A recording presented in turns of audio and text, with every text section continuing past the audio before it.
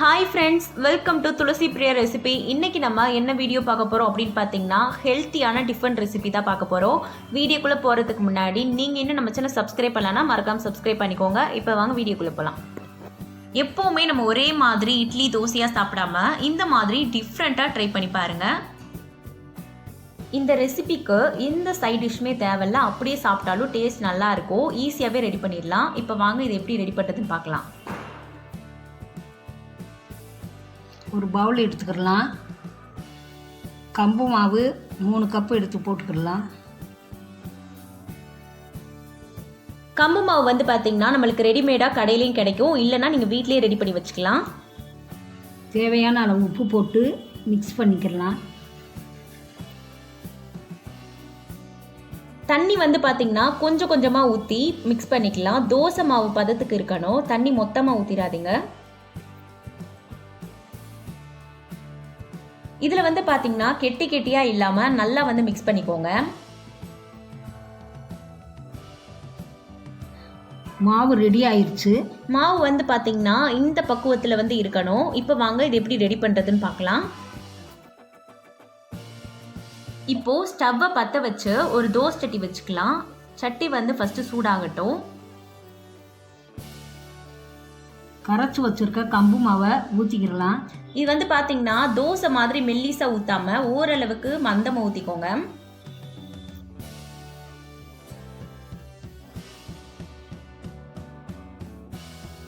தேவையான அளவு எண்ணெய் ஊற்றிக்கிடலாம். இதை வந்து பார்த்தீங்கன்னா ரொம்ப ஹை ஃப்ளேமில் வச்சிட வேணாம், மீடியம்லேயே வச்சு நல்லா மூடி வச்சுக்கலாம். ஒரு பக்கம் வெந்துருச்சு, இன்னொரு பக்கம் திருப்பி போட்டுக்கிடலாம். இது கம்பு மாவுங்கிறதுனால நல்லா வேக வச்சு தான் சாப்பிடணும். ஸோ அதனால நல்லா வேக வச்சுக்கோங்க. 2 சைடுமே திருப்பி திருப்பி போட்டு நல்லா குக் ஆகட்டும். குக் ஆனதுக்கப்புறம் நம்ம எடுத்துக்கலாம். வெந்துருச்சு, இப்போ இதை எடுத்துக்கிடலாம். மறுபடியும் நம்ம இதே மாதிரி மிச்சம் இருக்க மாவுலாம் வந்து பார்த்தீங்கன்னா ஊற்றிக்கலாம். நாங்கள் வந்து பார்த்தீங்கன்னா ஓரளவுக்கு மெல்லிசாக சுட்டிருக்கோம். நீங்கள் இன்னும் மந்தமாக சுடணுன்னா கூட சுட்டுக்கலாம். இந்த ரொட்டியை வந்து பார்த்தீங்கன்னா இப்படியே சாப்பிட்டாலும் நல்ல டேஸ்ட்டாக தான் இருக்கும். ஆனால் குழந்தைங்களுக்குலாம் நம்ம இப்படி ரொட்டியாக சுட்டு கொடுத்தோம் அப்படின்னா சாப்பிடவே மாட்டாங்க. இதை நம்ம டிஃப்ரெண்ட்டாக செஞ்சு கொடுத்தா தான் சாப்பிடுவாங்க. எல்லா மாவையும் வந்து பார்த்தீங்கன்னா இந்த மாதிரி ரொட்டியாக சுட்டு வச்சுட்டு அந்த ரொட்டியெல்லாம் சின்ன சின்ன பீசஸாக வந்து நம்ம கட் பண்ணி போட்டுக்கலாம். இதெல்லாம் வந்து பார்த்தீங்கன்னா நீங்கள் உங்களுக்கு பிடிச்ச ஷேப்பில் கூட கட் பண்ணி வச்சுக்கலாம். நம்ம கட் பண்ணி வச்சுருக்க ரொட்டியை வச்சு தான் இப்போ ஒரு சூப்பரான மசாலா ரெடி பண்ண போகிறோம். இதை ஒரு ஓரமாக வச்சுட்டு மசாலா எப்படி ரெடி பண்ணுறதுன்னு பார்க்கலாம். ஸ்டவ்வில் ஒரு வடைச்சட்டியை வச்சுக்கலாம். இதில் வந்து பார்த்தீங்கன்னா தேவையான அளவு வந்து எண்ணெய் ஆட் பண்ணிக்கலாம். எண்ணெய் நல்லா சூடாகட்டும். ஒரு பெரிய வெங்காயத்தை சின்ன சின்னதாக கட் பண்ணி போட்டுக்கிடலாம். உங்ககிட்ட பெரிய வெங்காயம் இல்லை, சின்ன வெங்காயம் தான் இருக்குது அப்படின்னா அதை கூட சின்ன சின்னதாக கட் பண்ணி நீங்கள் சேர்த்துக்கலாம். முடிஞ்ச அளவுக்கு சின்னதாகவே கட் பண்ணிக்கோங்க, ஃப்ளேவர் வந்து நல்லாயிருக்கும். கொஞ்சமாக கருவேப்பிலை போட்டு வதக்கிடலாம். வெங்காயம் வந்து பார்த்தீங்கன்னா நல்லா வதங்கணும், கலர் வந்து சேஞ்ச் ஆகட்டும். வெங்காயத்தோட கலர் வந்து பார்த்தீங்கன்னா கொஞ்சம் சேஞ்ச் ஆயிடுச்சு. இப்போ நம்ம கட் பண்ணி வச்சிருக்க ஒரு தக்காளி பழத்தை வந்து சேர்த்துக்கலாம். தக்காளி பழமும் வந்து பார்த்தீங்கன்னா நல்லா சின்ன சின்னதாக கட் பண்ணி போட்டுக்கோங்க. ரெண்டையும் நல்லா வதக்கிடலாம். தக்காளி வந்து பார்த்தீங்கன்னா நல்லா சாஃப்டாக வேகணும், அப்போ தான் நம்ம சாப்பிடும்போது நல்லா இருக்கும். இது சீக்கிரமாக வதங்குறதுக்கு கொஞ்சம் மஞ்சத்தூள் போட்டுக்கிடலாம். தேவையான அளவு உப்பு போட்டுக்கிடலாம்.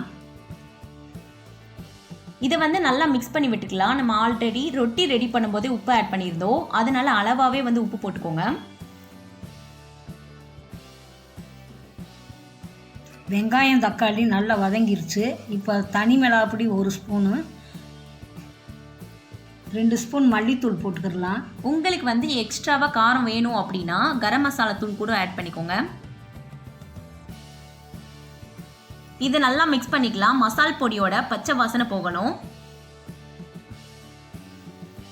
லைட்டாக தண்ணி தெளித்து நல்லா வதக்கிடலாம். நீங்கள் வந்து மசால் பொடிக்கு பதிலாக வெறும் பச்சை மிளகா மட்டும் கூட போட்டு செய்யலாம். பட் அது அந்த அளவுக்கு வந்து பார்த்திங்கன்னா டேஸ்ட் இருக்காது. நம்ம இந்த மசால் பொடியெலாம் ஆட் பண்ணும்போது ரொட்டியோட ஃப்ளேவரே வந்து பார்த்திங்கன்னா சூப்பராக இருக்கும். மசாலா ரெடி ஆயிடுச்சு. இப்போ நம்ம கட் பண்ணி வச்சுருக்க ரொட்டியெல்லாம் இது கூட சேர்த்துக்கலாம். சேர்த்துட்டு நல்லா மிக்ஸ் பண்ணிக்கோங்க.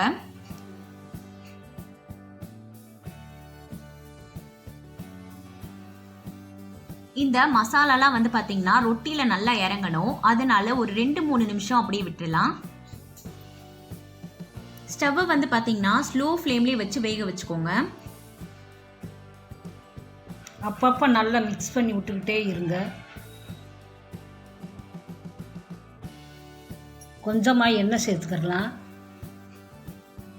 நீங்கள் இதை ஃபர்ஸ்ட் டைம் சாப்பிடும்போது உங்களுக்கு வந்து கொத்து புரோட்டா சாப்பிட்டா எப்படி இருக்குமோ அந்த மாதிரி ஒரு ஃபீல் கிடைக்கும். இப்போது ஒரு மூடி போட்டு மூடி வச்சுக்கலாம். ஒரு 2 நிமிஷம் மட்டும் வேகட்டும். ஓகே, ஹெல்த்தியான டிஃபன் ரெடி ஆயிடுச்சு. இப்போ நம்ம லாஸ்ட்டாக கொத்தமல்லி தூவி நல்லா மிக்ஸ் பண்ணிவிட்டு வேற ஒரு பிளேட்டுக்கு மாற்றிக்கலாம்.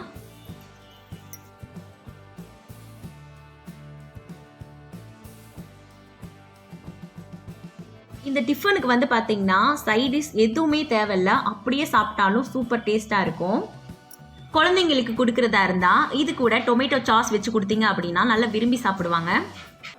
இது ஒரு ஆரோக்கியமான உணவு. இதை குழந்தைகளுக்கு செஞ்சு கொடுத்தீங்கன்னா ரொம்ப விரும்பி சாப்பிடுவாங்க. நீங்கள் இதை வந்து ட்ரை பண்ணீங்க அப்படின்னா கண்டிப்பாக உங்கள் வீட்டில் இருக்கவங்கலாம் திரும்ப திரும்ப செஞ்சு கொடுக்க சொல்லி ஆசையாக கேட்பாங்க. அந்த அளவுக்கு நல்லாயிருக்கும். கண்டிப்பாக உங்கள் வீட்டில் ஒரு தடவையாவது ட்ரை பண்ணி பாருங்கள். இந்த வீடியோ பிடிச்சிருந்துச்சு அப்படின்னா லைக் பண்ணுங்கள், ஷேர் பண்ணுங்கள், கமெண்ட் பண்ணுங்கள். தேங்க்யூ ஃபார் வாட்சிங்.